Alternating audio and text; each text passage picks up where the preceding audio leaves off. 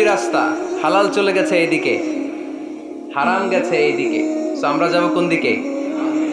ডান দিকে। হালাল খুব বরকতময়, হালালে বরকত বেশি, হারামে বরকত নাই। বিশ্বাস করেন? 1 কোটি টাকা ইনকাম মাসে। কয় কোটি? এরকম লোক আছে না কসবায়? বাংলাদেশে আছে না?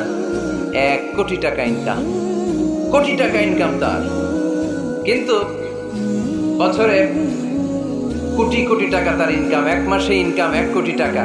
কিন্তু দেখা যায় মাসে একটা হসপিটাল বিল পরিশোধ করতে তার চলে যায় 50 লাখ টাকা। আছে না নাই?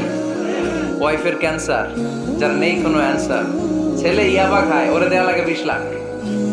বাড়ি ভাড়া, খাওয়া দাওয়া ইত্যাদি খরচ শেষে দেখা যায় মাস শেষে আরো 20 লাখ ঋণের মধ্যে পড়ে আছে। আছে না নাই? কিন্তু মাসে ইনকাম ছিল কত? 1 কোটি। কিন্তু মাস শেষে দেখা যায় 20 লক্ষ টাকা ঋণের বোঝায় চাপা পড়ে আছে। আর রিক্সাওয়ালা, ওর বেতন নাই, যা পারে ইনকাম করে প্রতিদিন। মাসে অন অ্যান অ্যাভারেজ তার ইনকাম 5,000। কয় হাজার? 1,000 চলে যায় ওর যে ছুপড়ির বেড়া, ওই বাড়ির ভাড়া দিতে।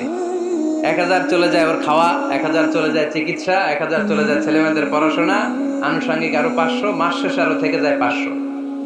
সুবহানাল্লাহ কইতে পারলেন না? 1 কোটি টাকা ইনকাম করেও 20 লক্ষ টাকা ঋণের বোঝায় চাপা পড়ে আছে। আর 5,000 টাকা ইনকাম, মাস শেষে কত থাকে? 500। কারণ ওর পুরো ইনকামটাই হালাল। ওর পুরো ইনকামটা কি? আর হালালে বরকত ঢুকাই দিছে কে? হারামে কোনো বরকত আছে? আওয়াজ করে বলেন তো, গরু খাওয়া হালাল না হারাম? কুকুর খাওয়া?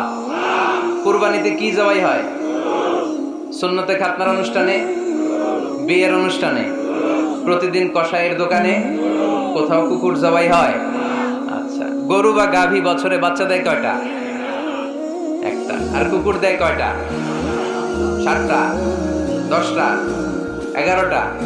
জন্ম নিয়ন্ত্রণ নাই তো, দেদারসে দিচ্ছে, ফ্যামিলি প্ল্যানিং নাই, তাই না?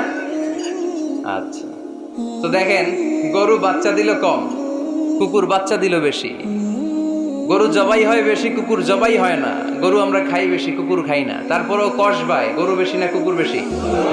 আওয়াজ করে বলতে হবে, গরু না কুকুর?